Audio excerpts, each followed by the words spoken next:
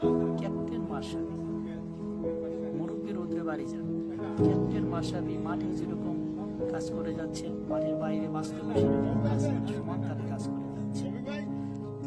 মাঠের বাইরে যেরকম তাৎক্ষণিক সমাধান, মাঠের বাইরেও বাস্তব সরাসরি সমাধান।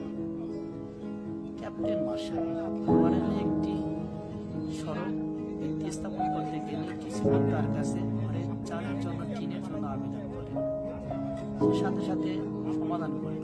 কাউকে বলে আপনাদের দিয়েছি, কাউকে বলে আপনার আইডি আছে, আইডি না থাকলে আমার সাথে পরে যোগাযোগ করে, আইডি আনলে এখনই আমাদের কাছে দিয়ে। ক্যাপ্টেন মাশরাফি কাউকে আপা, কাউকে চাচা,